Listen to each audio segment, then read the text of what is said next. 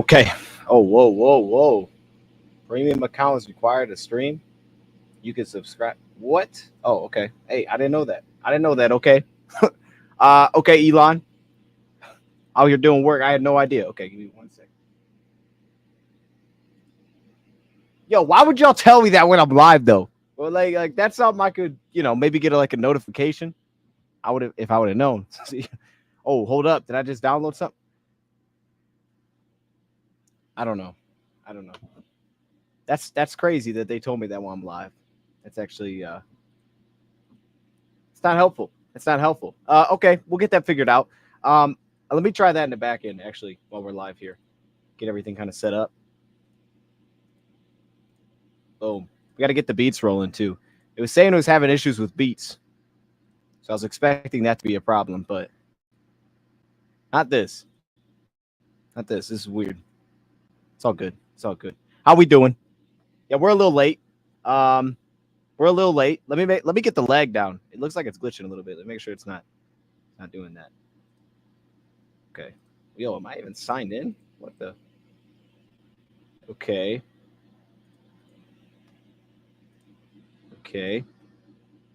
All right.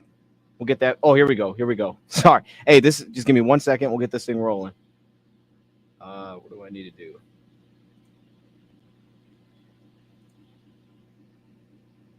Create your space. Nah, that's not what I'm trying to do. Ooh, I don't know how to work this. Yeah. Monetization. What? They have Hey, hold up. They got monetization on here?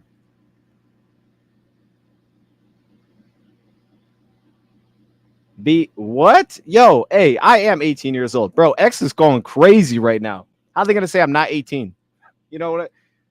Okay, I don't know what I'm doing. We'll just forget X for this show. We'll figure it out. We'll get it going next show. It's fine. I'll let the AI come up with some clips and we'll use that instead. We're live, man. We're live. Can I get a 1 in the chat, man, if we sound good? We started a little bit late. I didn't think something popped up, wasn't expecting, so I just pushed it back a little bit. But we're here. I was actually going to try to do this morning. I just didn't. I couldn't get it all ready. So I was like, let's just do it tonight. As soon as I get back, bam, we live. I'm cool with that. I was thinking about even pushing it to tomorrow. I'm like, nah, we're here. Let's just do it. Let's knock it out. We got a lot of things to dive into. See, this is going to drive me nuts. Oh, here we go. I figured it out. Okay, small post. I don't need a boost. See, this is where X gets you, man. I don't need all these upgrades, dog. Post longer videos. Okay. What? All right. Okay, we'll do that. I'm sorry. We'll do that later. I'm still focused on. Okay, do that later. Let's get it. How we doing? Who we got in the building? We got Giovanni's in here. I see you. Daniel, happy Monday. What's it say? Happy Monday. Hey, everyone. My man Michael. What's up, Michael? Ryan's in the building. Colleen. Okay, we got some ones. It's all good. Okay, let's do it. So, yeah, y'all saw the title. The first thing, the Jared Goff thing I put in there, I wasn't actually expecting to. I didn't know how to do this. Okay, so we're going to kind of bounce around. But I was, right before you fall asleep, you have good ideas. So you get up, you take some notes. That's what I did. Before I fell asleep last night, I took some notes on my phone, probably at like midnight. So like, oh, that sounds fire for a topic. So I'm just like thinking of like what we could discuss. And then maybe we'll revisit this because I always like want to talk about like the other things. Like I feel like quarterbacks always get, I mean, I do this too. So, hey, I'm part of this. But quarterbacks get like all of the attention. And then everything else kind of just seems to kind of get overlooked. And I think that comes up when we talk about contracts. Everybody wants to talk about the quarterback, as they should. They get paid the most. Not saying it's not the hardest position. It's fine. But I like to bring attention to everything else that matters to put the quarterback in a position to be that. And today's kind of a mix of it because as I was preparing to do that, I saw an article and it ranked quarterbacks according to the NFL, which was not like NFL.com, but I guess it was like executives, scouts, people working within the NFL. I'll pull the exact article up. People working within the NFL, and they put it on ESPN Plus, so it's behind like a paywall. But I was able to see the Lions side because this other website put it out there. So shout out to them. Hey, I paid for that talk. I paid for that. Hey, y'all can't even give me the verify on X. I'm not paying for that. But I was able to see what they said, and that's what we'll dive into. And I'll kind of tie it along with the other thing that I was going to discuss about everything else. And then we'll talk about at the end, probably the AFC West. I think we should, I just want to start adding this in the shows. We go through each division and I rank how I think they're going to finish the season, like what position, first, second, third, fourth, that kind of thing. That's how I'm going to end this show. So stay tuned for that. And the other thing is training camp battles. Like I think it's officially time. We got to the spot where it's like, okay, it's time to do training camp battles. Here we are. What position should we start with? And I started with a position probably that has the most players. So wrong decision by me, but still gonna be fun to talk about. And it actually gives us a chance to talk about a lot of players that we haven't talked about a ton. Plus, I left a couple out, like specifically from clips and things like that, because we've already discussed them, and it would be extremely long if I talked about everybody. So it's fine. We'll kind of make it smaller, but it's just for discussion. So with all that being said, I guess we'll just dive right into it. Do we want to? Yeah, let's start with the quarterback thing first. So I'm going to show you guys the article that popped up, and then we'll go into the things that I was going to discuss. And I think it ties along really well. Michael says it's a joke. Okay, so maybe you're talking about the same one, maybe you're not. You're probably talking about the same one. I'm curious why you think that, because this is interesting. So this is the article I saw, and I think they just pulled it from the ESPN Plus thing. All offseason long, we've been pounding the table for a Lions quarterback considered top 10. Okay, this is not part of it. Here we go. According to ESPN's Jeremy Fowler, Goff landed 9 in the rankings one season after landing in the honorable mentions category. Now that's a little disrespectful. Did they stop at the top 10? I don't know. How did he get the honorable? Okay. The Lions signal caller was ranked second among NFC quarterbacks. Oh, dang. I didn't mean to click that. Falling only behind Matthew Stafford. Okay, see, look, now I rock with that. I read that. I'm like, you know what? That makes sense. That makes sense to me. We just did our quarterback rankings. I didn't even look at the response. We could do that too. We were doing that. But I think that's how I had it. I think I had Goff right below Stafford and just the NFC alone. So I'm like, hey, all right, I rock with this so far. Oh, I see what you're saying. Because of Karen. Okay, actually, I agree with this point. I agree with this. I do agree with that. Okay, so yeah, we are talking about the same list. This was the list they put out. These were the top 10. They had a little thing they said about Goff. But again, I think this is perfect, though. And I do appreciate this because we react to the PFF thing, and I was like, yo, what are we doing? All right, so I can appreciate this one. Mahomes at 1, cool with it. Burrow at 2, that's fine. I had Allen at 2. Allen at 3. Lamar at 4. I think he's too high, but people love Lamar Jackson, so that's fine. Again, I think, plus Lamar Jackson has Lamar Jackson got like an aura to him too, man. He's just so unique. He's different. Everybody gets excited about like how it changes everything. I get it. You put Lamar Jackson at 4. Okay. Again, I wouldn't have him that high. We could talk about more reasons in a second, but that's fine. Then they put Stafford at 5. I had Stafford at 5, I think, on mine. I actually think I had him at 5. I think I had Herbert above Stafford. I could be wrong, though. These were all like kind of grouped together. I had CJ Stroud at 4, I think. I think that's what it was. I had CJ Stroud at 4. So I think these are like the same names outside of maybe Lamar Jackson, and I had CJ at 4. And then they go to Rodgers, and they're just like, okay, top 7 was cool. Let's ruin the list real quick. And then Goff, and then Dak Prescott. I am surprised, too, that they put Goff above Dak Prescott. That's like why this caught my attention, actually, because as they say, okay, so I guess here's one quote from an NFL coordinator that says, is this Ben Johnson? Ben, you're not slick, dog. He's the best in the NFL at throwing into zone coverage windows. I've shown young quarterbacks tape of him and how he throws with anticipation. All right, I rock with that. He used to seem nervous in the pocket, but now he's cool in there. An NFL exec explained, I don't think he has that pressure on him like he did in LA. Detroit has embraced that, and he's responded. I like this little take here because he went beyond just what they're doing on the field. Okay, he's like, yo, that pressure. See, we've talked about this a lot, like the whole dynamic between him and McVay versus him and Ben Johnson. And I mean, we were talking about this from the jump, and it actually became true here with the Lions, how that's kind of worked out, those two together. He's outplayed some of his critics, played well in big games. See, and I agree with all these things. He played well in big games. In the playoffs, he was actually really strong in the playoffs. San Fran wasn't his best. He was strong in the playoffs, and then outplayed some of his critics. AR washed up. Facts. I don't know why he's so high. I don't know. I don't know what to do with that one. I really don't, because on paper they should have a good offensive line. They should have the pieces to be good. They can run the ball really well. They have a great running back. They have the offensive line on paper, like guys that have proven it if healthy. So if they're just basing on like what the supporting cast is going to look like, I get it. I get it a little bit because it is kind of a loaded supporting cast. But the last time we saw him, he wouldn't be at 8 for me. And then AR washed up. CJ Stroud should be top 5. I agree with both of those. I have CJ in my top 5 too. But, some people say it's too small of a sample size. I say he did more than enough to be in the top 5 after last season. And if he loses that, he loses that. That's just how it is. Because people change these every year anyway. It's not like we stick to them. So with that, wanted to pull this up, and there's some articles. There's multiple different articles that we'll show on the screen here. And this was kind of my intention coming into this. Let me actually make sure I got the right. Hold up, making sure I get the right thing. See, this is what happens when you write everything down. Okay, here we go. I'll show the articles, some of these that go with what I'm saying here. So, like I said, I was trying to look into like best supporting cast, like not best supporting cast, but I was trying to get the impact of everything around the quarterback. We know how much it matters, but I think putting something to it, and this is why I think we can revisit this, can be a little bit difficult to be like, well, he has this. So look at this. This is how we know that the impact of this is getting overlooked. Like, for example, offensive coordinator. I think that gets overlooked so often is just like the quarterback gets the attention, the offensive coordinator gets completely overlooked. Now, us as Lions fans, we've seen this firsthand. Different quarterbacks, what our offense coordinators, what that means. Ben Johnson, he gets a ton of credit in Detroit. So doesn't get overlooked here. But obviously you have that aspect, and that has an impact on the best quarterbacks too. You know, I think like guys like Mahomes, we can kind of overlook that. It's like, let's give Mahomes all the love, but it's like, hold up, why don't we also give Andy Reid a ton of love? Like we do it with Ben Johnson. Let's do it with Andy Reid too, because Andy Reid's done this with everybody. Okay, this ain't Andy Reid's first time having a successful quarterback. This guy's just done that. This is what he does. So I was going through trying to find different ways to maybe put that into context. The first thing that I found, which I thought was super interesting here, and I have the little article. First, it was according to Pro Football Focus, because they put out these like interesting little things where it's like, I don't know what to make of this, but we could use this somehow. There's got to be a way we could use this because it's wild. Here's the first one.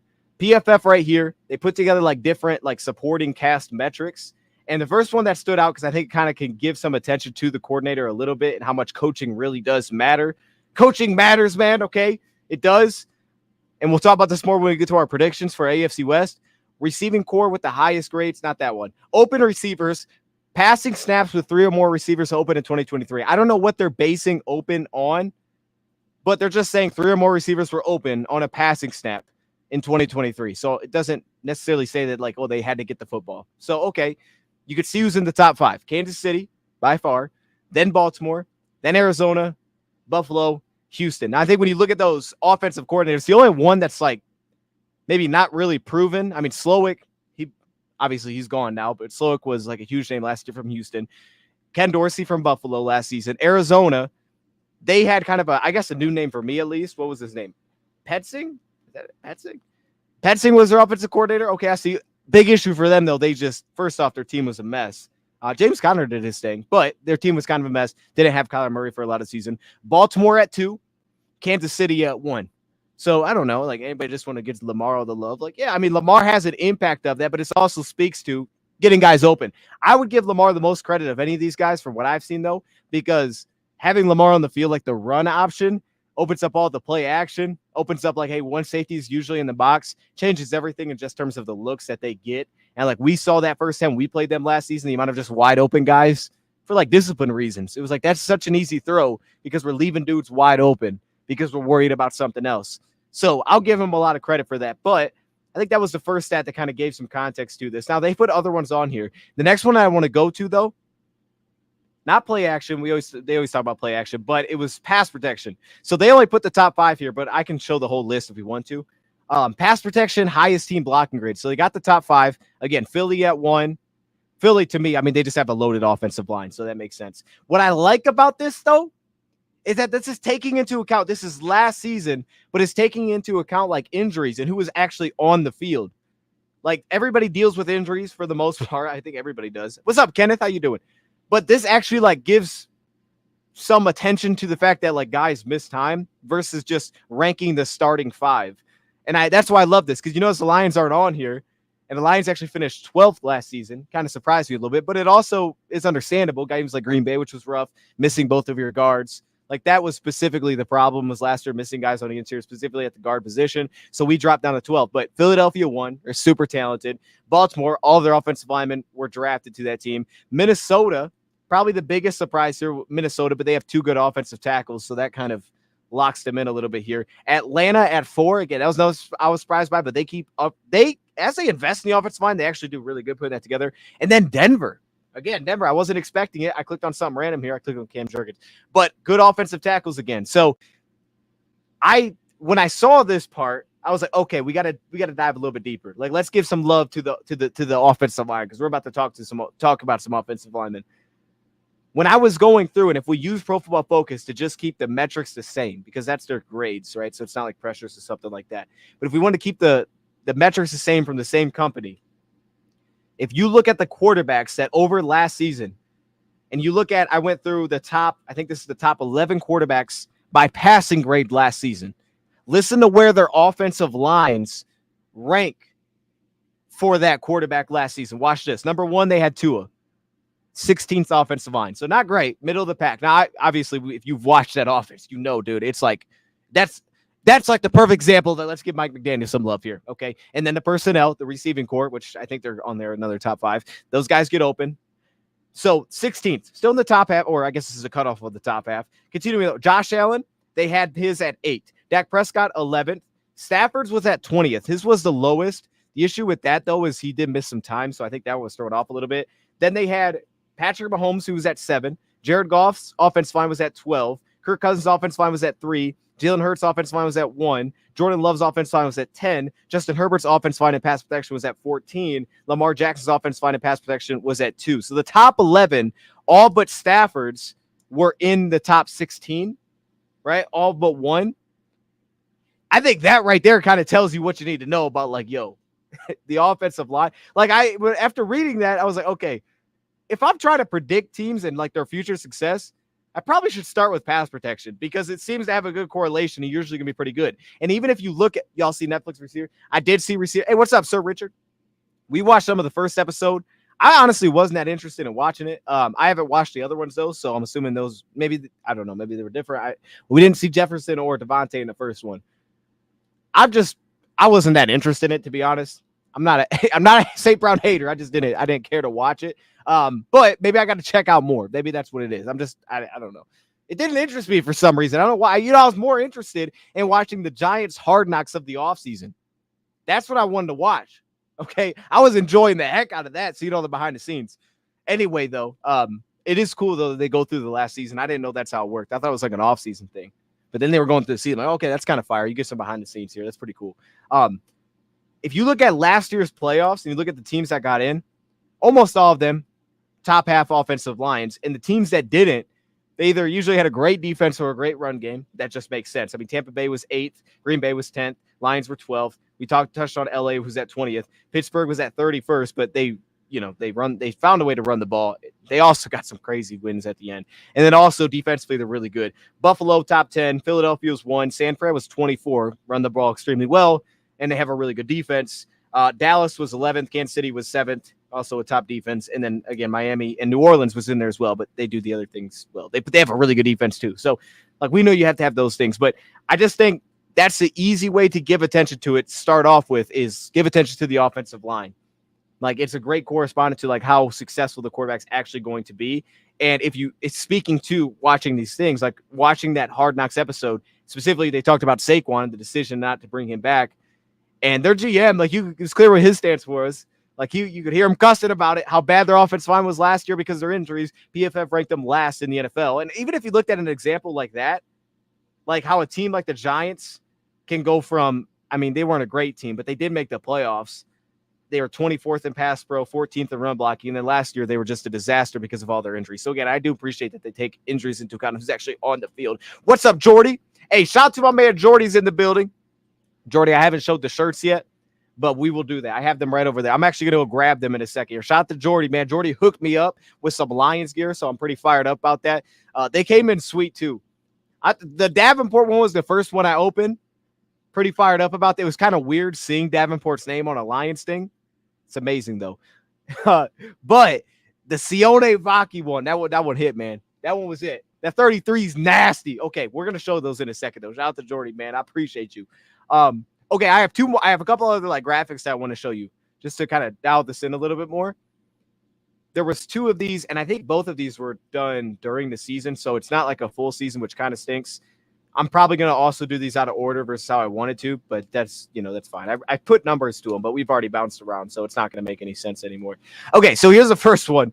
The first one is this, and this is through week 9 quarterbacks finding the open man. So average receiver separation on the bottom versus going up and down, going that way, going vertically, percentage of throws to open receivers. So this, as you can see, according to JR Fort Gang, throw the dang ball. Okay.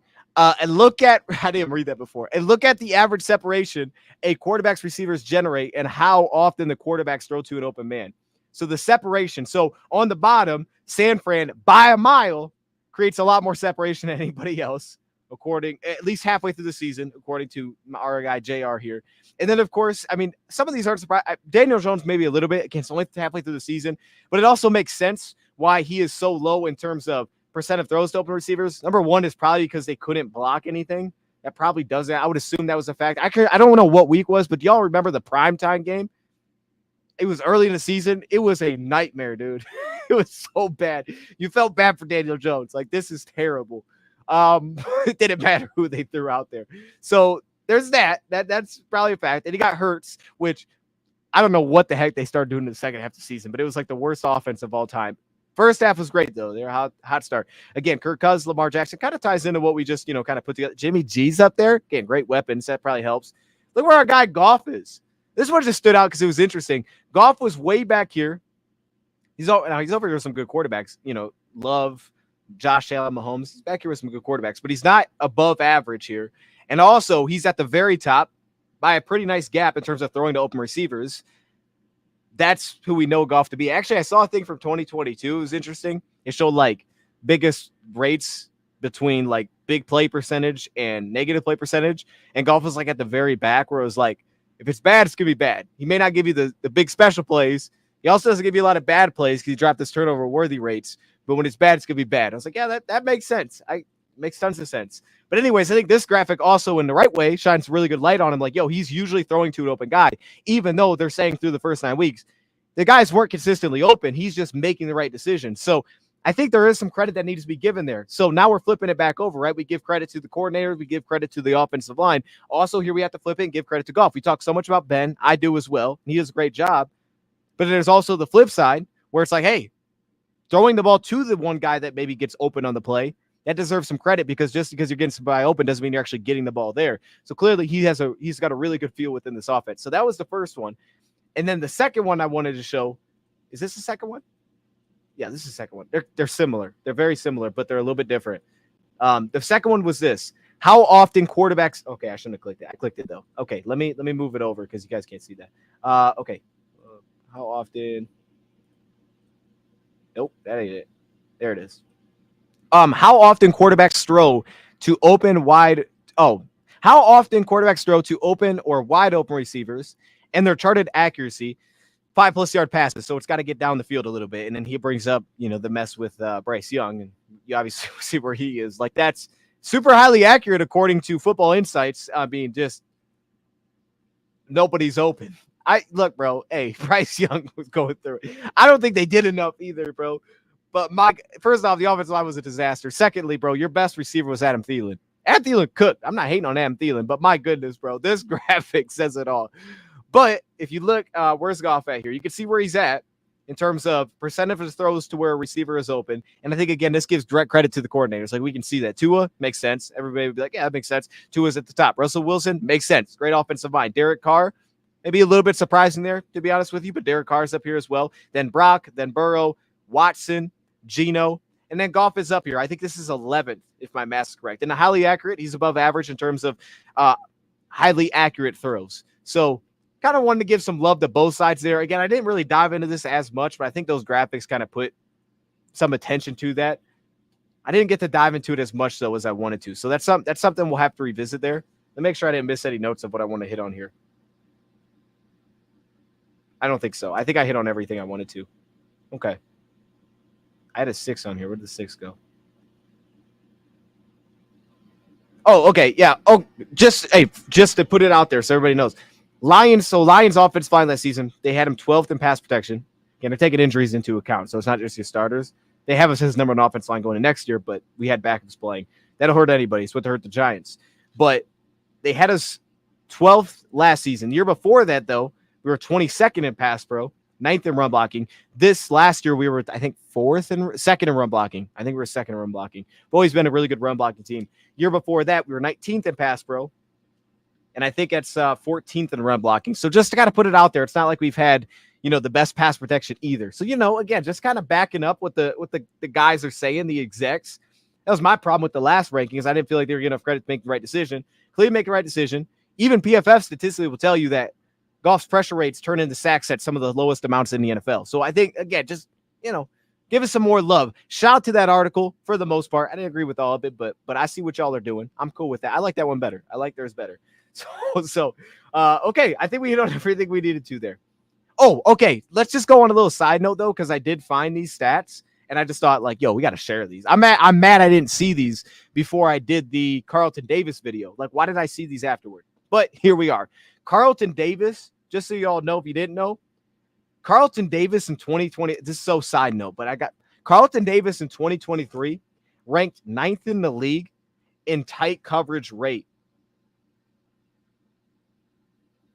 29.7% of his coverage, 29.7% of the time in coverage, he was labeled as in tight coverage. Last year, the Lions' leader in that tight coverage rate was Jerry Jacobs at 20.7%, which was 39th in the league. The year before that, Carlton Davis was at a 30. Carlton Davis allowed a 33.7. Okay, I can't read.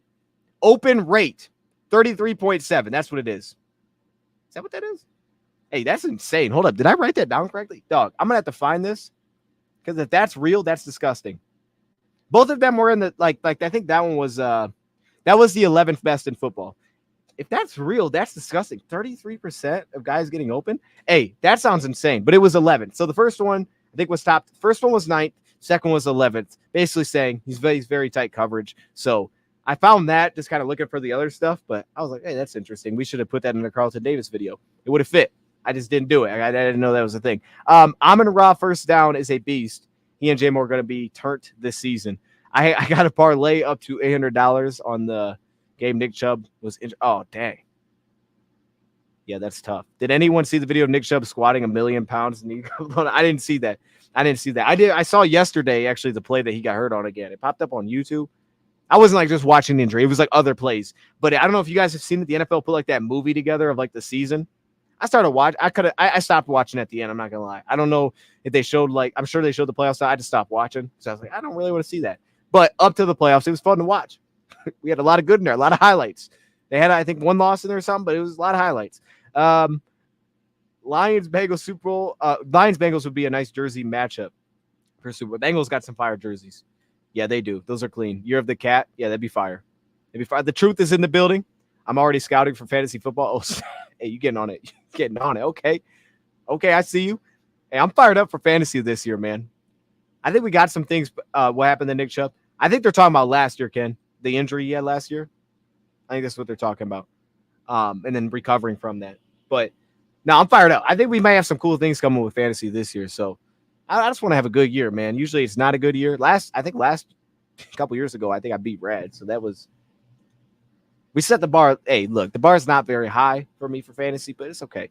Okay, with that, let's go to the training camp battles. That's where I wanted to start. I want to talk some training camp battles here. And I wanted to break this down by position, kind of just talk through it a little bit. Like, we don't need to do like full breakdowns on these guys. And like I said, I'm going to leave out guys. You guys know who it is. I'm going to leave him out because we talked about him. We've talked about two of these guys a pretty good amount, so I'm just going to leave him out. I know it's an open roster spot. I keep seeing Matthew Judon or Justin Simmons to the Lions.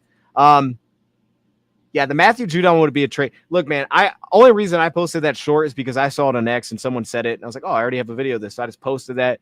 The Justin Simmons ones makes sense. It makes sense. I don't know why I said sense. It makes sense, but I would think he would want to come here to start. Like, I guess if he wanted to be a backup, he could. I would just think he wants to start, so I don't know if he would sign here. Maybe if that's something during the season, it could make sense. Maybe he's just holding out, waiting. He'll probably wait to see how everybody's like final roster shakes up and if someone needs him at starter. So depending on what happens at training camp and how we want to roll it, maybe he makes more sense then.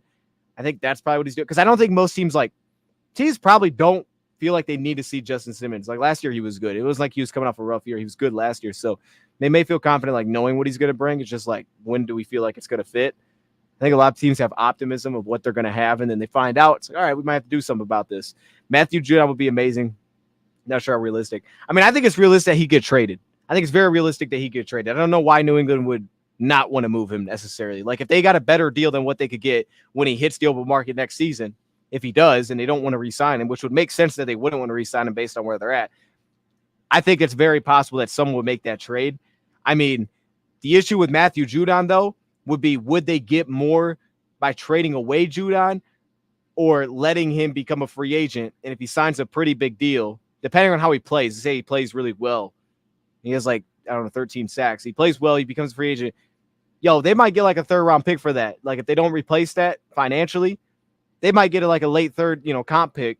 That could be more valuable than what they get by trade, because I don't think we usually see like midway through the season. What did Chase Young go for? He didn't go for much at all last year, if I remember right. I mean, it would have to be better than Chase Young type of year. But what they – oh, no, they got a 3rd round pick. Okay. Now, you know what? I actually think it's going to happen. I'll say that. I think it's going to happen. I think we'll get traded. Unless they're good and they surprise people. But Judon probably wants to win, dog. I think he's gonna get traded, bro. It just makes sense, and they'll probably get more than what they would get for just letting him go. So I think he'll get moved. I don't know if the Lions would do it though. To your point, because you could get him cheaply, but to give them more than a 3rd round pick, I don't know the Lions would be on board with that. If they give him for like a day 3 something, maybe. I don't know if they want to give up more than that though. We know they value their picks. Okay, so here's the next thing we move on to. We're going to talk offensive linemen here. That's the training camp battle I wanted to highlight. Man, offensive line is going to be nasty. So I'm actually going to do this first before I throw some clips up, just to kind of show you guys what the depth chart. I have the depth chart pulled up. So this is Atlanta? All right, that's not supposed to be Atlanta. It's okay. Detroit. Here we go. The offensive line is going to be a nasty battle, bro. And I'm not talking starters. I think we know who's going to start. We should know who's going to start, hopefully, as long as everybody's good. But it's like, it's more so to me like who's going to make the team, because I don't think the rookies are going anywhere. So it's who's going to make the team out of the guys that aren't Mahogany and are not Manu. And then also who's going to get the next snaps, because I think someone could easily overtake Manu. Same thing with Mahogany, even though I think they'll both be on the roster. Like, do we keep it offensive line? If so, who's next? Is it Dan Skipper? He doesn't have any dead money if he's let go, even though he's got just over $1 million cap hit this season. Or do they keep 9 offensive line, which we've seen before? So how deep is it Colby Sorsel running it back? Or does this thing get interesting?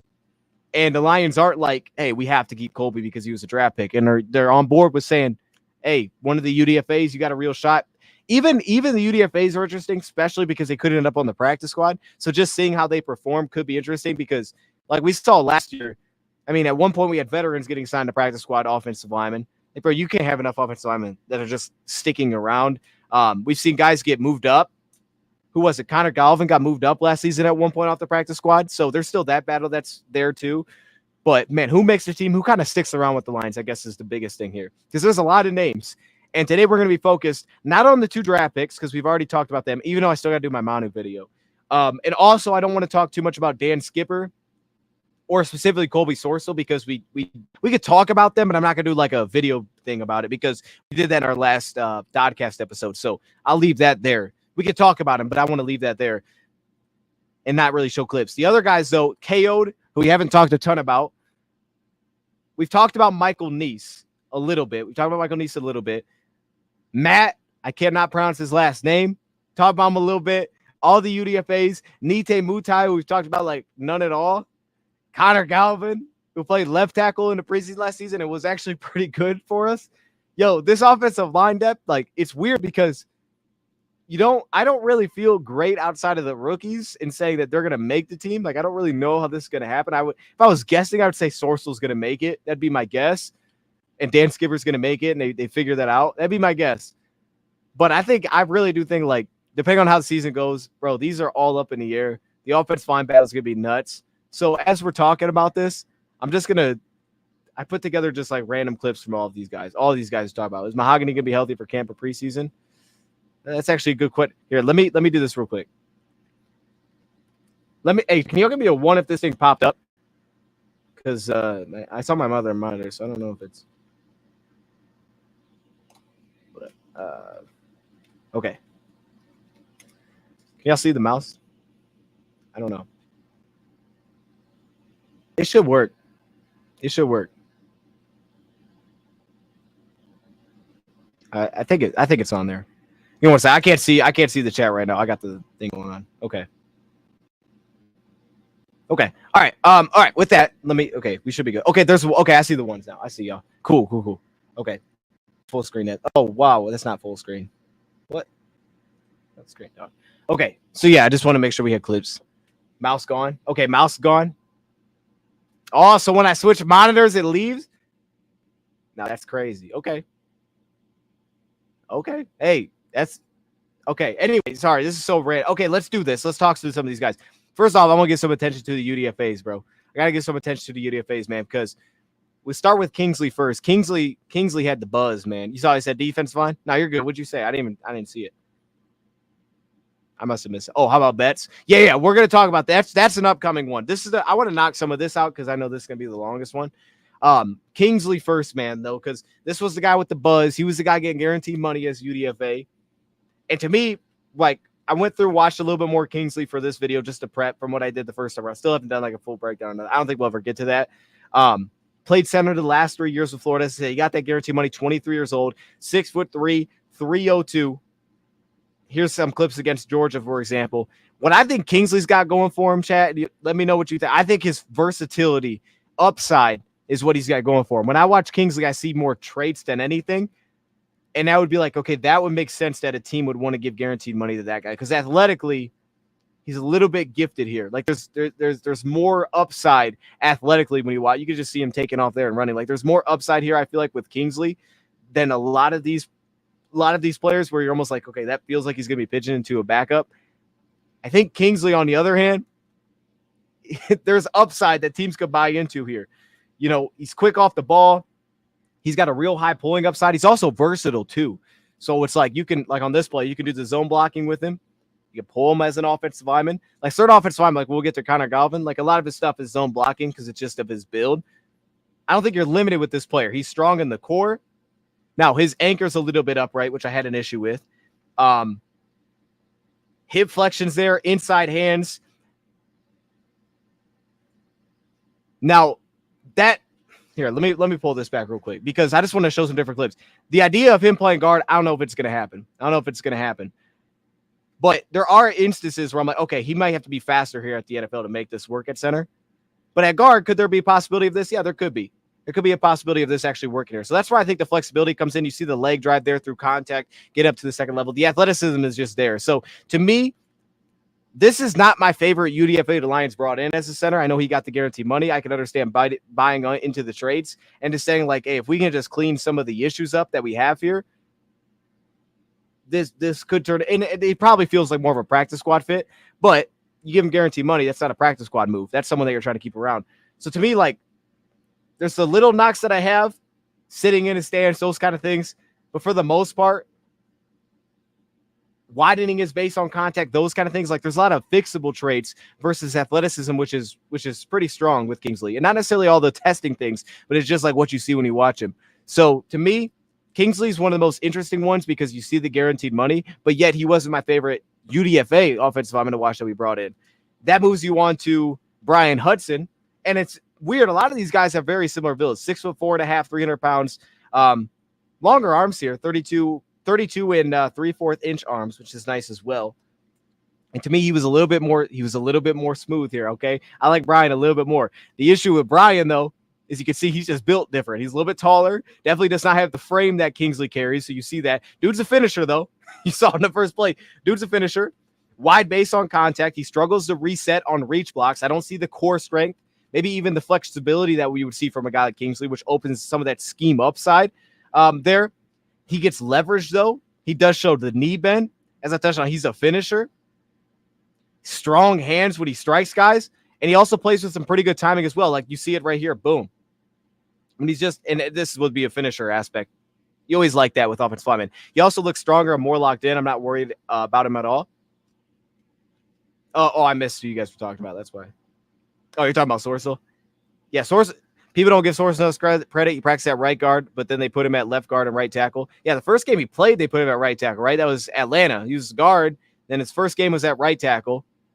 And then, yeah, he played left guard and right tackle. He also got pulled out against Green Bay for, who was that? K.O. stepped in for him. And then I think the next week he actually stepped in and started again. I believe. I could be wrong on that, but I believe he did. So, yeah, he was going through it last year. He was going through it. But Sorsel, hey, Collie Bear. If you didn't see our last DODcast stream, I would say go check that out if you want to hear more of my thoughts on Colby Sorsel, because for me, like, the upside is what he could potentially turn into. Obviously, I think he has starting potential down the road, but also he can play multiple positions, man. I really do think anybody that can battle for a tackle position potentially becomes very interesting for the Lions. Like, anybody that shows they can do that becomes super interesting. You see it even here, like, you see how he gets off the ball low, moves laterally low, gets that contact. See some of the grip strength when he's working here, this zone block. Like, Brian was a pretty smooth player. As you can see right here, some of the anchor. You'll see the awareness that he plays with. And then again, he's just a finisher, man. He's constantly got bringing dudes on the ground. Sorsel's kind of a Swiss Army knife. He could be your ideal, they say swing tackle. He could be your ideal move all around the offensive lineman piece. He's built for it. He's got the athleticism for it. He's got the testing for it. His length isn't great for tackle, but he's played it so much. And you don't have to have great length. It's ideal, but you don't have to. Their Decker doesn't have great length, which will fit into the tackle we're about to talk about here soon. I like this one a lot. This was Peyton Wilson from last year. I remember this game. This is a big game this first game that I watched for Peyton Wilson. To get him one-on-one here. Now, Peyton Wilson wasn't a great blitzer, but still get him one-on-one. He's super elusive. And to be able to handle this, to show some of that control, some of that bend a little bit to get contact there, be able to help on that play. And probably the guy that actually, when I went back and watched for this the most of these three UDFAs, which would be Duke Clemens out of UCLA, who has the shortest arm, 31 inches. Duke Clemens was the dude I was like, hold up. Hey, Duke Clemens is going to be interesting, man. Like, just from what I saw. Now, we'll have to see, right? Because it's a different competition level. He's going to step up. I haven't seen enough to do a full thing on him. But depending on how he looks when the competition goes up, a lot of the testing things would say that this is probably not the guy at 6'3", 302. But when you watch him, man, he's fun to watch. He's fun to watch. He's a little bit limited athletically, it feels like. But he is pretty fun to watch across the board. I don't love how he plays behind the line of scrimmage as a zone blocker so often. He also has some sustain issues, just like latching, sustaining, and blocks. And I don't really know that there's much position flexibility, which is another problem. Like, if there's no flexibility to play another position, even like Evan Brown, who the future was not going to be at guard for the Lions, but it was like he can do it.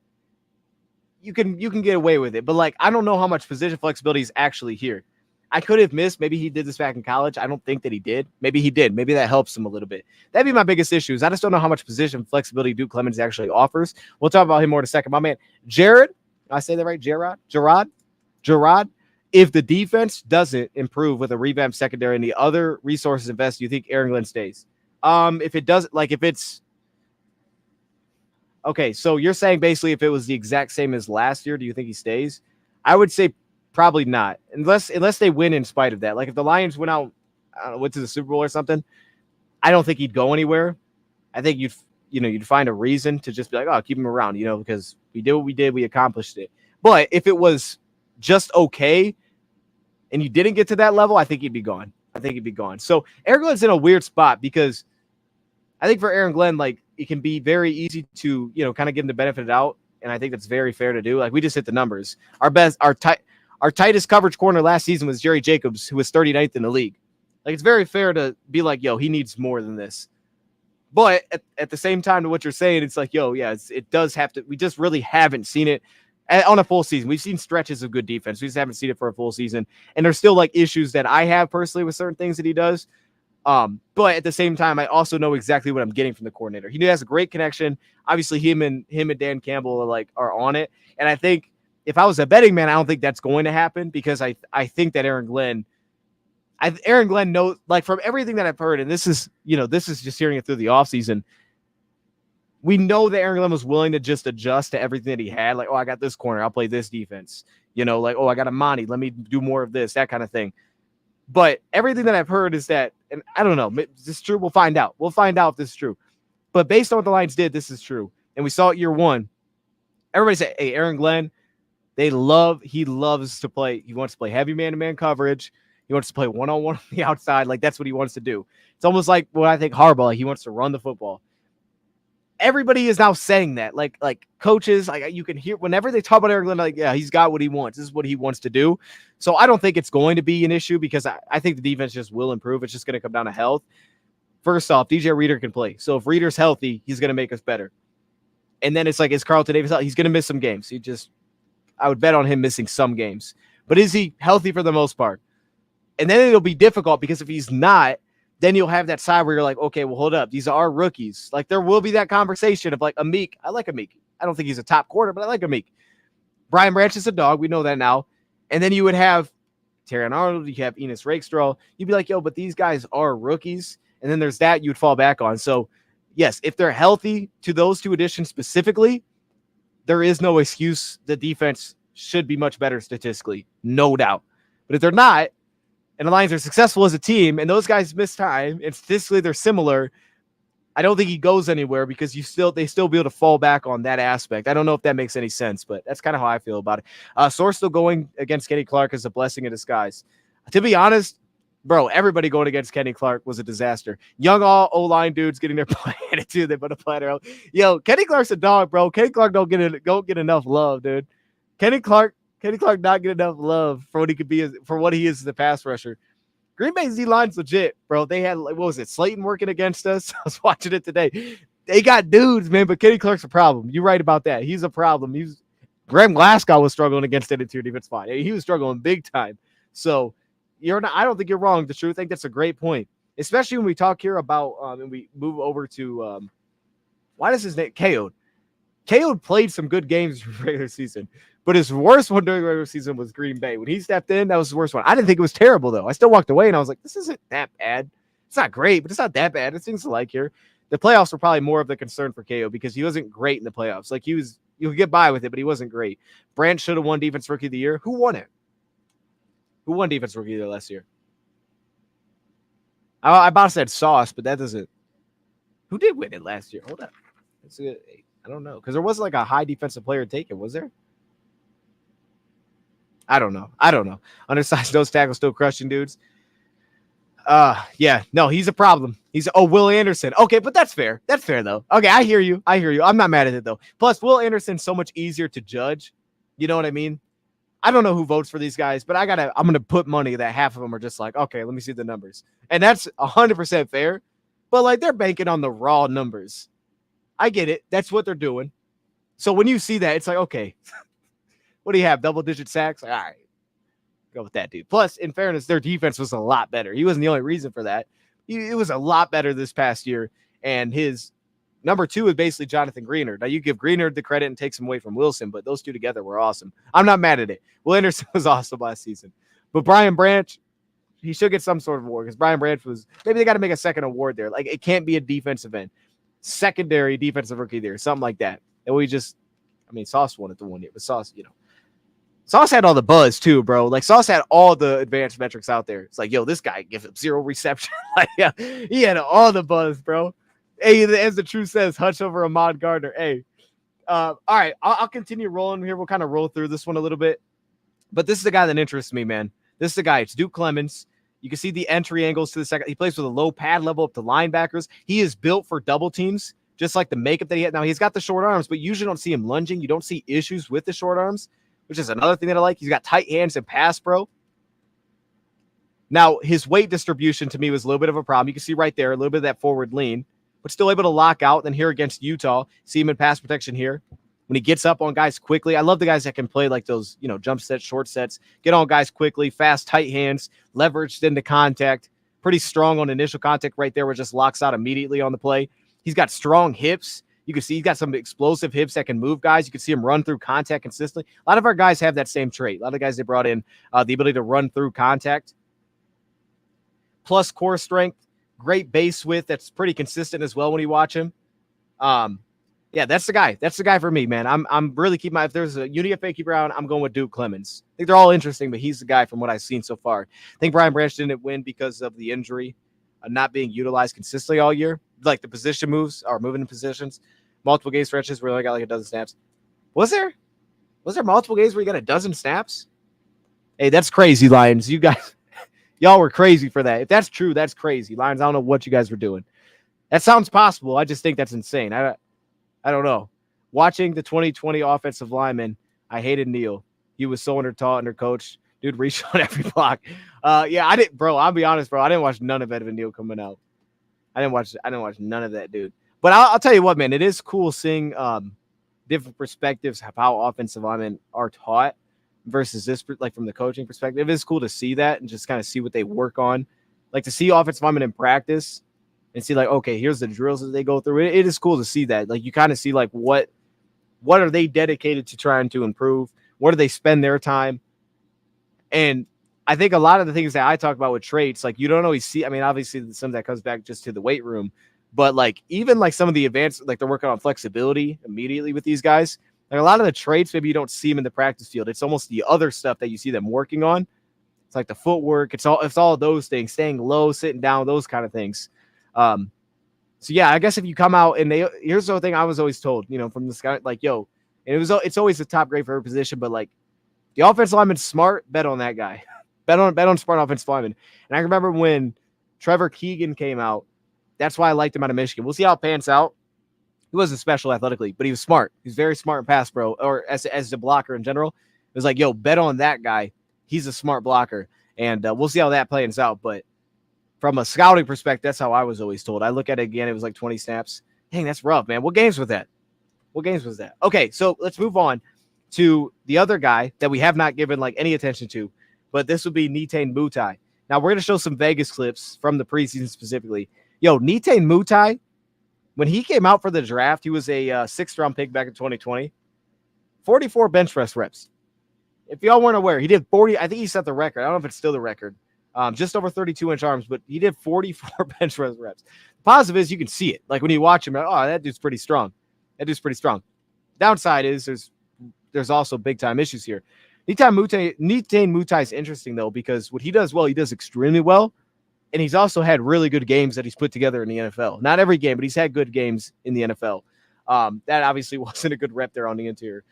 Lateral movement to me was a little bit stiff, but he sets quickly. His lateral slides for recovery, like recovery ability is going to be limited too. That's an issue. It definitely hurts. You talk about playing different positions, but it can hurt on guard, getting one-on-one. The footwork and anchor isn't great. So just overall, kind of the looseness in the lower body, I just didn't think was fantastic. But as I touched on, he's got that bench press strength. Even sometimes he's as a puller, like the way that he gets into contact, he just got like there's one play he just got laid out. And this guy should not be getting laid out. I like how he's built. I like how his weight's distributed for the most. I mean, it's not all in the lower body. He's pretty well built. It's a little bit more in the upper body, which is interesting. You can see the lower body doesn't look like super girthy or something like that. But he's pretty well. He's got a pretty solid build for he doesn't look like he's super stocky walking around, even though he's incredibly strong. Here's a puller. That was good. He's a capable puller. We saw him as a capable puller here. You can see him on contact, his ability to just kind of bench press guys. I mean, just drive guys back, down blocks. He's a thumper as a puller. I think his anchor is inconsistent. Some of that comes back to footwork a little bit there specifically. His grip strength and pass pro is good. Okay, I didn't like that I put that there. Strong ankles, that's a good thing. Strong ankles, that helps. Being able to kind of work through contact, those kind of things. Sustain and pass pro is big. You'll see a lot of reps where he loses, and then he gets back into the play, and he just finds a way to just get contact specifically, or just hang on to a guy. And I think strong in the lower body, strong in the ankles, those kind of things pop up. Control through contact, and he does reach in pass protection. Like, I don't think the anchor is that great. And again, he's just not that fluid. You can even see it right there. Like, not that fluid to just redirect on this play. Some of this is because he just saw it late, kind of helping over here. But that's just not really his game. So you get limitations, especially if he's like isolated against a big time pass rusher. But like this, we got that overarm move and he's able to just stay latched with him, strong in the ankles through contact, sticks on his chest. And then the way he can reset his hands, usually he tries to keep one hand on contact. It's not always pretty, but the dude's definitely strong. It's definitely noticeable. Dallas was a rough game. And you can see there, push-pull, super susceptible to losing push-pull. That happened, honestly, way too often. I think I even had an issue with him with just getting off the ball. No, that wasn't an issue with him. Okay, I thought that may have been an issue. That was an issue. This is a different guy. We'll get to that. But this Dallas game was rough, dealing with their nose tackle a little bit here. You can see him as his own blocker, though, here on the front side. I mean, just look at the strength, man. Look at the core. Look at him on contact. Boom, just kind of roll his defender over top. He doesn't stick with the block, but he did roll him out of his position there. Here on the double team, driving him out of the play, getting up to the second level. staying against Dallas here. Okay, now back and pass, bro. You can see just staying with this guy. And this is, I'll give him some credit for control here. Like, he's not all over the place. He stays within himself, works back into the play, plays with good vision here, keeps himself locked out. Like, there's still good things there in pass protection. That's the thing. He's put together good games, put together dominant games. You can see him driving back here. I mean, he's driving his guy out of the play. He's just forcibly taking his guy with him. He's got a unique skill set. I wonder about the zone blocking upside. I think it could be okay, depending on how much you ask him. Like, I wouldn't ask him to utilize much wide zone usage. Like, on the backside of zone, there's limitations as well. But he's capable, especially as like an inside zone, those kind of things, duo block scheme, that kind of thing. So he's interesting, man. He's interesting because he also has some reps under his belt. So I'm curious to see what he turns into. But Nite Mutai, our guy's not here that usually likes to talk about that. So I'm a little bit disappointed because he's like, yo, how about Nite Mutai? But I'll be curious to see how that shakes out. I think everybody should keep an eye on Nite Mutai. I think people are going to be blown away by some of the blocks he puts out there. And then it's going to be like, okay, I'll be like, I want to see in training camp, does his limitations stand out? Like, when you watch him, do you be like, oh, gosh, he's getting cooked? Because if he's not, he's got a lot of things that you can bet on. Branch had 67% snap count on defense in games he played. He missed 2 games. So he had a 67% snap count on defense in games he played. Okay. I mean, I guess that does make sense, though, because to what you're saying is that, right, they had him playing nickel and then they were bouncing him to safety. And then they got to a point where he was just playing nickel only. So I would say that makes sense just based on if you said that he only played in sub packages where he was the 5th defensive back. That would make sense. He never played wide corner. I don't think he did at all. So that would make sense just based on that alone. But yeah, Bellamy is a run defender. And that's the thing, man. He was an awesome run defender, dog. He was so good as a run defender. Like, you could put, that's the thing, like, going forward, you could, to your point, if he's comfortable and playing safe, they're comfortable with him. The guy should honestly never come off the field, really, not in today's NFL. There's no reason. You don't need him to come off the field. And that's going to be a battle. Like, that's a battle on its own. We talk about these training camp battles, who's going to make the team, the depth guys, those things. It's awesome. But, like, there's a battle, in my opinion, of, hey, heavy personnel. It's 12 personnel. They got 2 tight ends in the game. Something like, I don't know, maybe it's 21. They got 2 backs. And there's 2 receivers. And instead of putting him out, instead of taking him off because he's a slot, you're going to safety and we're taking Kirby off the field, or we're taking Iffy off the field. Like, something like that, I think it's very possible that's Kirby. I like Kirby a lot, so I'm not trying to like, oh, I don't like Kirby. I like Kirby a lot. I just think him playing with Iffy would make a ton of sense. Because I didn't think Iffy was even that great in man coverage last year, even though that's what you would kind of bank on. But I think that's a battle on its own. Like, yo, keeping that guy off the field at all. Those breakdowns are far the best of all you do. Hey, I appreciate you. I wish you could circle the player you were highlighting the beginning of the play. Yeah, that's actually good. That's well, I definitely can do it on the live streams. That I can do. I got you. I wasn't even paying attention there. I can do that on live streams. Videos, it's a little bit weird. I can do it. Definitely a little bit weird, though. I try to, like, zoom in on it. It's just weird, bro. Hey, I'll be honest, bro. The way I do the videos, they take so freaking long. They take days, bro. But you're right. I can do better. I can do better with the live streams. I got you. Anytime going forward, I'll do better with that. I don't have the thing hooked up, but I actually at one point had a little drawing thing. I actually did at one point, but I actually do have this. I remember I had here. Watch this. I had this. I don't know if it's still installed. It should be. At very least, I knew I could make my mouse like massive, and I used to use that. Is that on here? Yeah, here we go. Hey, okay. Oh gosh. Okay, that's too big. Let's see. Oh, it didn't get any bigger. It's just bigger on this screen. All right. Well, that's not helpful. Okay. Hey, how about just mentioning the number? See, I try to do that in the draft breakdown videos, but on these, absolutely. I try to do that in the draft ones, like at the very beginning. I know I forgot on a few, though. A few I have, a few I haven't. I don't think I did on the Rakestraw one. I don't think I did. He was wearing 2 the whole time. But I know I did on the Carlton Davis one, because I was like, was it Carlton? No, it was Davenport, because I was like, yo, this year he was wearing this. But okay, I'll be better. It's a good look. So in this one, we're looking at 68, the center. We're looking at the center. I still don't know how to pronounce this dude's name. Straight. He's almost 27. Matt Farniok. I don't know. He's interesting, though, because when Matt came in, he was in last season. I don't think he actually ever played for us during the regular season, but he was with us. He was like a vet addition to the practice squad. And Matt, to me, is probably one of the more overlooked offensive linemen in this mix. He was a former 7th-round pick, 6'5", 311, good length as well. played center and guard. Specifically, if you just go back to this past preseason with Dallas, played center and guard. In college, he played every position. He just doesn't really play tackle in the NFL, and I think that makes sense. But I also think his best fit's probably at guard. Like, I know we're going to show some center here, but this was the guy I'm like, okay, he feels like he has to get quicker in some of his process.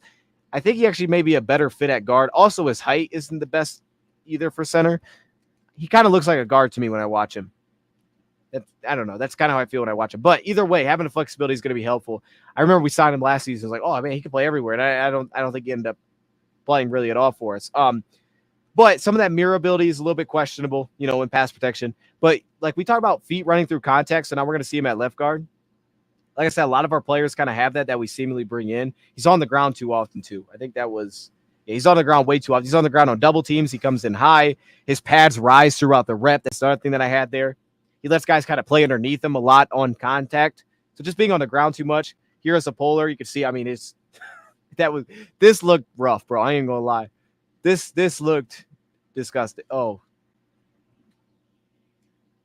I shouldn't have left that play in there. Dang, why am I still watching? Hey, yo, this play's kind of disturbing, dog. I hope he's all right, bro. That looked yo, that looks so painful. Hey, real quick, I feel for the old lineman, dog. Yo, these dudes, bro, they practice like that's all they do, bro, is they push pads around. They doing footwork, they lifting, and they just hitting dudes, bro. They're never running no dang route. Offensive line be going through it, dog. And then the amount of plays that you watch where they're just rolling over top of guys, it's like, dude, he's not getting up. Next play, he's out there. Bro, I don't know how he's still out there. These dudes have to have the most rolled ankles. Like they just gotta have it built. Like, yo, I've rolled it so many times, I don't even feel that no more. These dudes be going through it, man. So shout out to all the offensive linemen out there.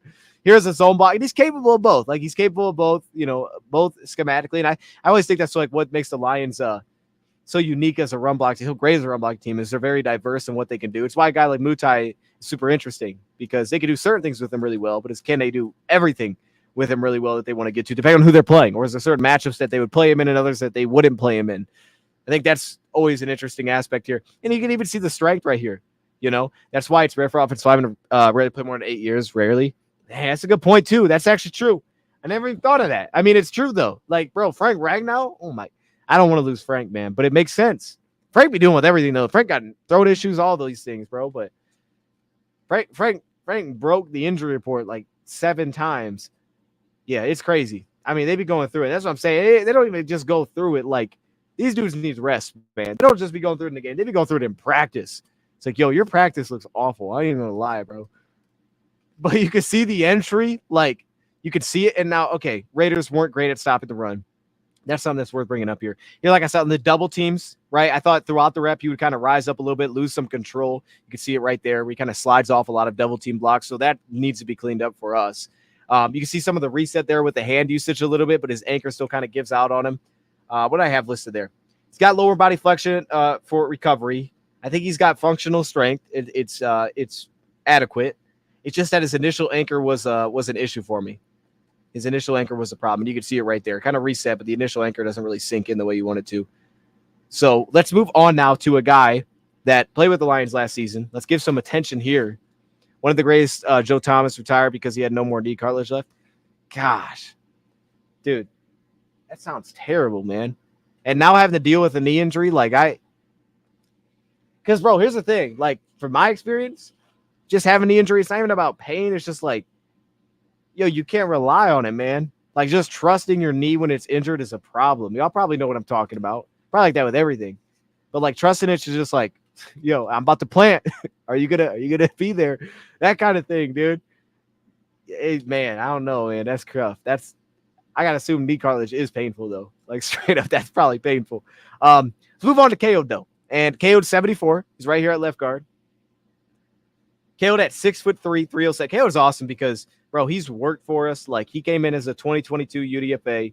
He's played different positions for us, like we've seen with Colby Sorsel. Last season, 300 at left guard, 60 at right guard. Played in the playoffs for us. The issue is he gave up 27 pressures on the season. That's not good. Okay, that's a problem. And this was like one of his worst games statistically, was his game against Green Bay. But weirdly enough, going into this one, seeing those pressure rates, expected bad, I walked away like, okay, this actually didn't look too bad from KO, to be honest with you. Like there was, I mean, even when he would give up pressure, it didn't feel terrible watching. You see the burst off the ball into his sets here as a pass protector. You can see him redirect here and pass protection on that play. And there was a lot that I liked here. Now, he's a little bit heavy-footed in traffic. He's not like a lightweight, kind of mover, but he's balanced in pass pro, plays with a lot of control. My biggest issue for KO is his knee bend, man. He doesn't play with a ton of bend as a run blocker, but also as a pass back. He doesn't play with a ton of bend. You can kind of just see in the way that he moves. But you can see right there him kind of working around from different blocks, giving out help to guys. He plays with a wide base in his jump sets. He's not very strong in the hips, but here is where he's very strong. He's very strong in his grip strength, bro. Here he is against Kenny Clark. When this dude latches somebody, bro, he just doesn't. I mean, you can't get off him. You can't get out. Now, Kenny Clark obviously got some movement here, right here. You can see when he kind of opened himself up, I feel like he gets narrow in his base, not as wide, so he starts to get driven back. Then he finds that connection. Doesn't show a ton of bend, but he gets back onto the block there. I like how one hand stayed on. That kind of thing helped him out a little bit. But, bro, look at this grip strength right here. Guy's going to cross his face with this, like, overhand swim move, and he just latches onto his chest, keeps his base underneath him. He's playing with good control here. And look at him. He just sticks there. Like, bro, he stood the defensive lineman up. He's like, I'm going over top. He's like, no, you're not. He just stopped him right there, stopped him in his tracks. And then he just locks him out for the rest of the rep. KO'd super interesting, man, because he's been around. And as long as he continues to keep improving, man, because some of the knocks that I just looking back at what people said about him coming on the draft, I'm like, those aren't really knocks anymore. Like base width, it gives him issues, I think, when he opens up, but initially usually plays with pretty good base width. I think there's a lot of things to like about KO here. Accurate strikes, I feel like. I mean, I don't know. The biggest thing is that his hands can get wide on contact. His hands can get wide, but he's accurate as a run blocker, specifically from what I've seen. So overall, man, KO's the guy that, again, doesn't get a ton of attention maybe, but you could just see it. Like, KO has gotten better for us, and in a game that was, like, his worst game, he actually didn't look too terrible. Like, here you can see that movement right here. I mean, just latch him and move him, man. I see you. Amik Robertson say he ain't no depth player he's starting. I like that mindset, man. I mean, look, with the Raiders, he was their best cornerback last season. So I'm not mad at him having that belief. He should. I mean, think about it. Like, bro, if you were signed and you were just you were the best corner on your last team, and obviously we just know how he plays. He's feisty, man. But then it's like, okay, I'm going to a new team with Carlton Davis. Gotcha. I understand that. But your number 2 is a rookie? Start over that dude. Like, that should be, hey, that would be most people's mindset, right? Like, hey, I'm going to a new team. That dude ain't even been in the league yet. He's not starting over me. Like, it's just that simple. He's gonna have to work his way into that role. So that mindset, and obviously we could look at it more from like a slot perspective, which call it a start if you want. We could look at it from that perspective. That's where Brian Branch comes into play. Where is he playing at? But I don't have any issue with that. I think it's gonna be hard to take Branch's spot. But like saying him believing that he should be like the opposite of Carlton, I'm on board with that. It makes sense. That's the right perspective to have. He was a dog with Las Vegas, and he's coming off his best season of his career. So he shouldn't even like. There is no thought of like, well, can he get back to who he was? Like, it's like, bro, you just played your best season. You were your best. We've seen you in the league. Why shouldn't you feel that way? You know what I mean? Like that. I would hope he feels that way after last year. If he felt any other way, man, he probably shouldn't be here, to be honest with you. But he wanted to be here. So I love it. I love it. Meek Robertson's a dog, man. We need dudes like that. I also want to give Connor Galvin some love here. We talk about Dan, talk about Colby, but bro, 65 snaps, 2 pressures in the preseason. Connor Galvin. I don't think he's going to make the team necessarily, but Connor Galvin was good in the last preseason when he played. There's issues. There's very clear issues when you watch him, but he was good. He's got the movement skills to hang at tackle. You can see he creates a pretty soft edge, which is a little bit of a problem here. That top of the rush right there doesn't create like a super strong anchor. I don't know that he's going to work at guard either, just by the way that he's built. I don't think he's much of a people mover, so I think he'd be a little bit schematically limited in what you could do. But you see that mirror ability right there as a pass protector, his ability to kind of just stick in front of people. He's athletically good enough off the line of scrimmage. He can get out as his own blocker and move. You see the patience within the hand usage. You see that right there. He plays with good patience, but he also plays with holstered hands. They're just ready to go. Boom. He's ready. He's ready for that battle, man. He did a really nice job specifically in pass protection for the Lions. You can see the burst off the line there. Look at this. I mean, this is a guy, like I said, maybe this thing's limited-wise, just getting underneath blocks consistently. But even here, right, he gets in the chest, and then he just runs his feet, just keeps running his feet, finds his way into his chest, keeps driving him out of the play. Good entry point, and he had success on the backside of that run. And then back at pass protection here, You see the vision, steps down inside, gets a hand latched, and he sets himself up. He's dealt with twist, he's dealt with games up front really well. Here you can see early contact on the play. The hands are consistent, latching on the first attempt. I mean, man, like he did his thing. He did his thing last season in the preseason. He's balanced in pass pro. He's that's the wrong guy. Sorry, reading that. Like, that is not him. Oh, here we go. Here's my notes. Like I said, saw a little bit of a soft edge in pass protection. His hands are also not heavy in pass pro. Like, you're not going to see him like deliver a shock when he hits guys necessarily. So that's a little bit of an issue. But he drops his pads into blocks. He's got adequate quickness. Long arm moves can be a problem. Speaking of, just like that, right? And then obviously not setting a very hard, strong edge, but he played well last season. And he's another one of those guys that kind of like Nite Mutai a little bit. I don't think KO is super overlooked, but those two guys, he was on our team last year. And I mean, if you walked away saying like who played the best in preseason, even though his reps were usually against like the last team that would come out, he was good. He was really good. He was pretty consistent in every game. You knew exactly what you were going to get for Connor. So it's like, did he add more to his game this offseason? Did it become more diverse? Or did he just kind of dial in what he's good at? And it's like, let's see if we can trim up some of the things that we maybe aren't so great at here. Because I'm telling you, man, backup tackle, swing tackle, it's wide open. Like, Manu's going to make the team. But for this year, Dan Skipper's leading the way. Colby Sorsa, though, if he can prove can do it, he's going to have to. He doesn't have to. He can just prove he's good interior offensive lineman. But Colby Sorsa has the room to do it. Connor Galvin has to prove that he can play backup tackle to make this team. But he can. I mean, when we signed dude from Seattle or Chicago at tackle, and we signed him, I was like, oh, this guy, Jermaine Ifedi, like, he's making the team. And Ifedi, he started, and then at one point, the Lions kind of flipped it, and they started someone else. Jermaine Ifedi didn't make the team. I thought he was for sure. He didn't. So if you look at Dan Skipper's contract, as much as it feels like he has the leg up in that race for like backup tackle for the Lions, he doesn't have any dead money if he's let go. It's not like the Lions have they like him, but I'm just saying, like, the battle is open. That's why it's open to go take. And Connor Galvin's a very young player, man. He's only 24 years old. He was a rookie last season. So maybe he's one of the most overlooked Lions. Connor Galvin. We got to give Connor Galvin some darn attention. All right. I'm glad we did. All right. With that, let's move on to our last segment. Before maybe we'll read some comments. I was also going to throw in something else, but we'll probably save that just because of the time. Let's go to our last segment, though. Let's see if we go like 20 minutes here. And I know this isn't necessarily Lions related, but we're going to have some fun with it. We're going to start our predictions for the upcoming season. I want to say that I can still change these. I shouldn't be allowed to because it kind of ruins the point of the prediction. But in a way, I kind of like, I could change this. Okay, these are going to be my AFC West predictions. Why AFC West? I don't know. Honestly, I picked the wrong one to start with. This is a super hard division to predict. I could talk myself into pretty much all of these teams, man. A reason to believe that all of these teams are going to be very difficult. I couldn't pick who would be last, to be honest with you. I'm trying to find my notes here. Give me 1 second, Chad. Let me make sure I got my notes. So I had some good notes. Unless I'll just pull up the depth chart. We'll just say forget the notes. I had good notes, though. It's a little bit disappointing if I don't have them. I won't have the notes for that. Chad, you'll have to let me know, man. You'll have to let me know who you guys got finishing where in this. Okay, here they are. You have to let me know where you guys got each team finishing in the division this year for the AFC West, which is Denver, Kansas City, the Raiders, and the Chargers. Where do you got each team finishing? So I'll start off with Kansas City first. I would love to see somebody. Up end them in this division and see someone take that. My issue is like as much as I struggle with who am I going to put last in this division, I don't think there's a team that I could say like they're just better than Kansas City. That's my issue. There's no team that I feel like can really compete with Kansas City. I think certain teams could beat them. I think the Chargers could get them. Raiders got them last year. I don't know if they could do that again, but they might be able to. Denver's got them before. I think they got them last year too. Like they can lose within the division. I just think outside of the division, the problem they're going to have is I don't think any team is actually well-oiled enough to do it. Let me just pull up their depth chart here so you guys can see something. So Kansas City coming in at number 1. I'm going to predict them first.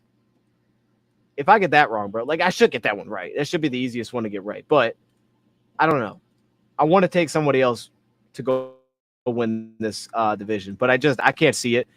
They have concerns that I had. Major concerns are interior defensive line. They didn't really address it at all outside of just having Chris Jones back. Chris Jones, though, when he's healthy, he destroys on the interior. So, you're going to have weaknesses at somewhere. Good linebacker room. They did lose their big name cornerback this offseason, whose name I can't remember for some reason. And now it's like, okay, who's next up? Well, it could be Jalen Watson. Could be Josh Williams, who allowed a 78 pass rating last season. Like, they have options. So they've made it work. They've already proven that. Then they go out and add Jaden Hicks, so they have safety depth now. They still have McDuffie. Their defense is locked, and that's the thing, is their defense led the way last year. Offensively, didn't do a ton, but Kansas City has been one of the best drafting teams over the last few years. Everything that they do well, they draft extremely well. So as much as I didn't love Xavier Worthy where he was taken, in this offense, couldn't really be in a better spot. And Xavier Worthy is a versatile piece. I just didn't love him, but, I can understand why Kansas City would. They went some offensive linemen. I like Hunter. They added some depth. Kingsley, I don't think he'll help much this year, but maybe down the road. They made it work with questionable play at offensive tackle last year. That's the biggest question. L'Jarius Sneed, good look. L'Jarius Sneed, can they stop the run? Which, if Chris Jones is there, yes, they can. And outside of that, like, their offensive line is not elite, but they got away with it because their interior is really good. And then it's like, hey, can Kingsley develop into something here? I'm going to put him at 1. I think they could take a step back, but I'm not at the point where I feel like someone could beat him in this division. Do you think part of Brad Holmes' success and getting good players is the fact that we have a good group of really coaches? Coaches make them better. 100%. 100%. I mean, we were doing the GM thing, and, we went through, like, a lot of these guys, it wasn't year one. It was, what did they become? I mean, now we did have a lot of year one hits. That's what took us off. So, we've had some, like Derek Barnes, Ify Melifonwu. Like, I give a lot of credit to the coaching staff there. But he did draft a lot of immediate impact players. Amon-Ra St. Brown, second out of first season. Penei Sewell, Aleem McNeil. Like, he drafted a lot of immediate impact players, which I think got us ahead of everybody or got us, like, on track extremely fast. But, yeah, I mean, the fact that we haven't had a ton of misses, I would give credit to the coaching staff, because those guys that haven't made the immediate impact, or like where you saw early, like, oh, this guy's gonna be really good. We've had guys that have developed into that, where every year you like them a little bit more and they feel natural in their position. And you kind of find a role for them. So I think the biggest thing is just they've just been on a string. Like, when Brad adds somebody, the coaching staff gives them an opportunity to play, and they have a vision for him. I don't know there's a guy that we've drafted we haven't had a vision for. They clearly do this process together. Like, when they drafted Vaki, I think it's clear that they both want him as a back. Some of them haven't hit, but usually they were the only ones that like clear no hits are Levi because of the injury, but we'll see. He's close, technically being a hit based on the stats that we looked at. But Jefferson, but they didn't. It was nothing. He just played running back, and now he's 7th round pick. And then Chase Lucas, so he played corner. Like, they've been on a string and working those two together. All right, so Kansas City's at 1. Here's where it gets difficult. Who do I put at 2? So I know who I wanted to put at 2, but based on what we've seen, I know who I did put at 2. And here's the thing that I struggle with, right? So here's the dilemma. Let's start with Denver first. Honestly, I think you can make a case for anybody at 2, and I wouldn't have an issue with it. I would love to see the Las Vegas Raiders at number 2 in this division. I would love to see, they were number 2 last year. I didn't even realize they were 8-9 last season. I'd love to see it happen. I'd love to see it happen again. I love to see that team in the playoffs. And the moves that they made, Gardner Minshew, we'll talk about that. But first off, we start with Denver. Denver addressed some of their big issues, and I think they addressed them pretty well. Specifically receiver, right? They had Josh Reynolds and Troy Franklin. So 2 nice additions and a guy that's familiar with their quarterback. 2 nice additions to the receiver room.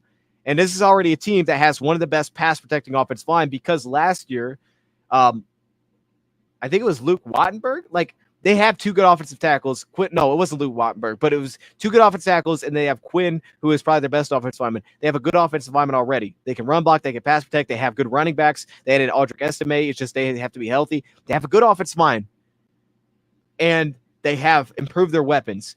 Obviously, the biggest question is, you got a rookie quarterback. Can the rookie quarterback be better than Russell Wilson?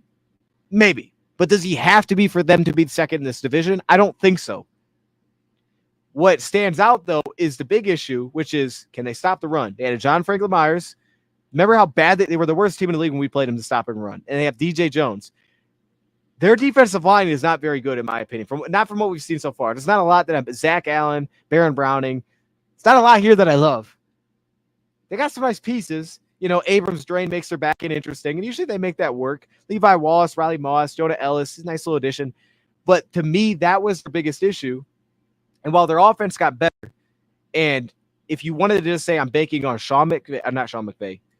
I'm banking on the coach and the quarterback. If they have those two things right, they'll score enough to win games. That's fair. But I struggle with it because I don't think that their biggest issue is fixed. So I think they can still beat the bad teams like last year. And I think that what they did last season, Sean Payton, is so overlooked, bro. Dude, team was 8-9. That team was a disaster when he got there. That team went 8-9. At one point, before they played us, they had a winning record. Like, they had like a 3-game winning streak, and they got blown out by us. But we were clearly on another level. I just don't know that they've closed that gap. You know what I mean? Like, they're better than the bad, depending on Bo Nix. They should be, I think. And Bo Nix will be good enough there. But I don't think that they're good enough to – I just don't think they have enough answer. I don't think they have enough game changers on defense. And I don't think they have the fix for what was a huge issue for them last season. Offense could improve it. I don't think it does enough. Then you go to the Chargers. And to me, you could argue the Chargers have the worst roster of all four. Maybe Denver's is worse. I think you can make the case this is the worst roster. Now, they have the second best quarterback, Justin Herbert. Bro, look at this roster, though. It's not great. They were the worst run-blocking offensive line in football last year. The one main addition that they made was Joe Alt. They had the worst run-blocking offensive line. They had a mediocre pass-protecting offensive line. They went out and added Joe Alt. That should fix a lot of problems because if you have two really good offensive tackles, most teams are pretty good to go. So if they have that, they'll be fine. They'll be much better. But at running back, they don't really have anybody that's consistently healthy, that kind of thing. I think Gus Edwards is a little more healthy than the others. Then they have a rookie in the mix. I like the names. Don't love them. Receiving core, it's not great. It's better than Elvin. I mean, bro, like, for real, though, it's rough, dude. Like, what are we looking at here? I mean, Labaconki was a nice addition. I think it makes sense. They need it. Quentin Johnston, bro, people bought him when they drafted that dude, so I'm not buying in now. I like Josh Palmer, not a game changer. I like him. He's a good player. DJ Chark, I like DJ Chark too. I like what they have. They almost feel, you know what this feels like? This feels like where the Lions were. Like, this kind of feels like a 2022 Lions, right? Like, you had your good offensive tackles. I don't think all it's going to be Sewell, but you have two good offensive tackles. You don't have the St. Brown, which stinks for them, but they do have role pieces to fit in what Harbaugh's going to want to do. Their biggest challenge is, can they run the ball after being a terrible run-blocking offensive line last year? Will they take a big enough jump with also questionable running back play to get to the point where Harbaugh can lean on it like he's going to want to? And defensively, it's all about coaching, because defensively they didn't have any massive additions. They still have their veteran pass rushers, but Thule was awesome. They still have the issue on the interior, but they added Junior Colson. Their cornerbacks are very shaky on paper. Like, it's super shaky on paper outside of Derwin James. And the safety play was solid. Derwin James hasn't been great. I'm sorry. Not Derwin James. Asante Samuel. It's a rough, bro. It's not a great roster. You're betting on coaching. You're betting on Greg Roman, Jesse Minter, and you're betting on Jim Harbaugh. And then that brings you to the Las Vegas Raiders. And man, bro, chat, tell me this Vegas roster is not pretty interesting. They have had, last season, they had a top half pass protection offensive line. I believe they were also top half as run blocking as well. They added Jackson Powers Johnson. That left side of the offensive line strong if he goes left guard. Colton Miller's good. Powers Johnson. Center, right guard, not great, but they're capable. Their weapons are loaded. They added Michael Gallup. He's like their fourth receiver. I think, Brock, you should play him in a slot. I know they're talking about two tight ends. I'd play him in a slot because you have Michael Mayer. I play him in a slot receiver. They got to figure that out. They got to utilize those guys properly, because now Luke Getsy's their offense coordinator. And if he ain't it, none of this is going to work, because you could argue they didn't really upgrade at quarterback. I like Gardner Minshew, but you could argue it's not a massive upgrade. And I like Aiden O'Connell too. They didn't do maybe a ton there. Now, defensive line is great. John Jenkins is the biggest problem, because stopping the run, John Jenkins is not great there. 35 years old now. Christian Wilkins is good there. I don't think he's elite. He's good there. He's a good, well-rounded player. And then you have obviously two really good edge rushers and a first-round pick. And then the linebacker plays are really good. Spillane was awesome last season. Jack Jones was good last season. Nate Hobbs came along last season. Jacoria Bennett, their safety play, specifically Marcus Epps, has been good. This looks like the second best roster to me. I think this is the second best roster to me. The challenge I have is taking, here's my three things, right? It's Denver's proven offensive line play, and I know they can put up points, and a rookie quarterback. LA Chargers, specifically banking on, I really like the coaching staff. And the Raiders, who I like their roster better than the other two, but there's questions about quarterback and what is the coaching staff actually going to put together with Luke Getsy. So because of this, I'm going to trust my gut. And at number 2, I'm going to put the LA Chargers. I'm going to bet on coaching. Coaching matters. That's how we started the episode. So how else could we finish it but saying coaching matters? And because of that, they're going to find a way to make it work. I don't love this roster at all. Alt's got to be a hit. He absolutely has to be hit. They have to find a run game, and unfortunately, they don't have an elite back. And these guys aren't typically healthy either. It's hard to buy into what they have on paper, but good coaching can help that. I'm going to buy into the fact that they go second in this division. Then it's about Denver and it's about the Raiders. Gosh, bro. Oh, man. I remember when I first wrote this down as Denver, to me, is close enough. I think the Raiders are a better team. I think the coaching is much more proven with Denver. That's the fact that they can run block and pass protect. They're going to be really good on offense. It's just, do they have enough on defense to beat the good teams? And then the question is are the Raiders a good team or are they average? Raiders look average. I think they can be good. I just don't know if I trust Luke Getsy, dog. I hate this so much. I'm putting Denver at 3, Raiders at 4. I don't want to, bro. Denver, please, bro. Denver, go win this darn division. I mean, Raiders, go win this division, please. Raiders are capable of winning this division. I'd put the Raiders roster up against Kansas City and say they can win that game. They beat them last year. I'd say they could beat them. They could at least split with this team. I just don't know if I trust their consistency outside of that. Raiders, go shock the world, man. I think you're capable. I'm just not making that choice. I'm going Denver above the Raiders, Chargers above Denver, and Kansas City at 1. I don't trust Getsy. That's my issue, man. I'm going with coaching staff here. Antonio Pierce has done his thing, and I like their GM too. I think they have a good GM. I think he's got a lot of talent in there. Dude, the roster's good. I just don't know if they can get it out of him, man. That's the issue that I have. I don't think they can get it out of him. I don't know that they will be able to. And I'm betting on a worse roster, a much worse roster, in my opinion, in Chargers because simply of the coaching staff. So that's where I'm at. I got Kansas City 1. I had Kansas City 1. I have Chargers 2, Denver 3, Raiders 4. I hate that, bro. Raiders are going to be fun to watch. I'm rooting for the Raiders. Especially, hey, if Aiden O'Connell plays, though, scrap all of it. Aiden O'Connell's winning a Super Bowl, dog. But not for real, though. I like Gardner Minshew. That's why it's tough, dog. Gardner Minshew's the dog. Like, I feel like if I wasn't a Lions fan, if I had no team fan and I couldn't be a Lions fan, I would probably pick the Raiders to be a fan of. Because I feel like they're overlooked, dog. They got the head coach that people buy into. They got the darn overlooked quarterback that he can play, bro. He can play. He can play. He's better. He was better last season, Anthony Richardson. He can play. Okay. They got things there, bro. I feel like they're being super overlooked. That team ain't bad. That team is not bad, dog. It's just like I don't know if they got the coaching. It ain't bad though. It's just like the margins. I don't know. I wanted to put them at like 1. I really did. I was like, I should put them at 1. And here we are at 4th. I apologize, Raiders. They were Lions game last year. Made Denver look really bad. Watched about 6 times. That was an amazing game. That was one of my favorites too, because I wasn't even at home for that one. So that was pretty amazing. Because I was at the Colts game. They played the Steelers, or I think the Steelers. Right after that, hit the hotel. We watched that game. Beautiful. Beautiful. Was it the Steelers? I think it was the Colts. Colts beat the heck out of the Steelers, I think. Not the heck out of them. Maybe it was close. I don't remember. The truth, you're a Steelers fan, right? What was that? I don't mean to bring up bad memories if you guys – let me look it up. If you guys lost. I apologize. That was not a shot at the Steelers, all right? That was just – yeah, they kind of did, 30-13. But I just remember being there. It was like, hey, Colts did their thing.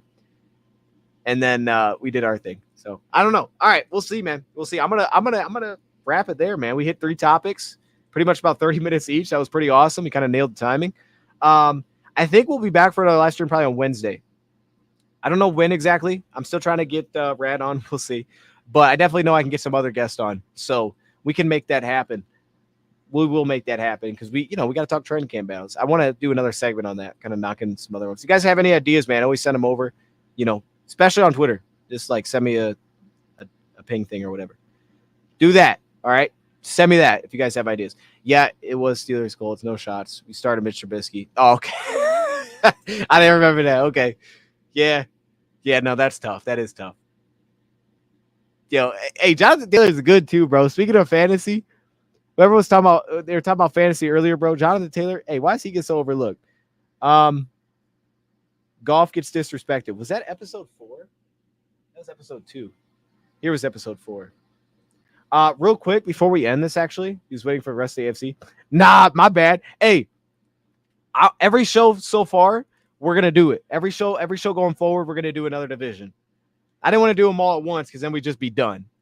Every show, and I'm gonna have better graphics. I had things built out, it just didn't all come together, but it's fine, just for time reasons. Actually, before we end this, let me look at the comments of our last live stream. Read them out loud. Let's see what the people are saying. Kenneth, is that you, bro? Kenneth said playoffs, Detroit Lions, lion emojis. It all good. I see you, Kenneth. My man, Jay Cassidy. Hey, Dose, can you share the link for the quarterback comparison simulator? Oh, yeah. I just looked up quarterback comparison simulator. Wait, what did I look up? I think it's like quarterback ranking game.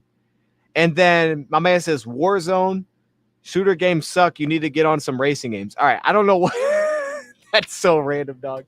He's not available. Look, bro.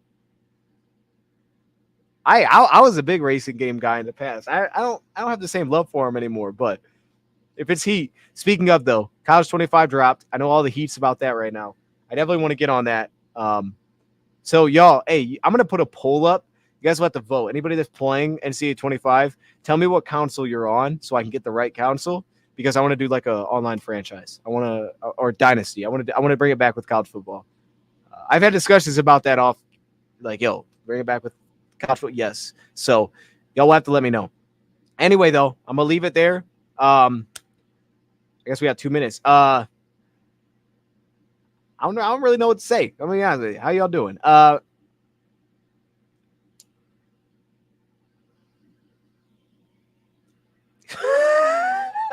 I appreciate y'all though. See you, Dose. You had a great vibe with the guy from Livestock Lions. Yeah, my man. I don't know if he wants his name out there. Shout out to my man though. I appreciate it. Good dude. That's a good. I got his hat right over there. I'm looking at it. All right, we out though. Have a great night, man. I'll see y'all soon. And check out the Enos Rakestraw video if you haven't, man. He's number 2, man. All right, he's number 2. He didn't change it. He's number 2. Okay, we out.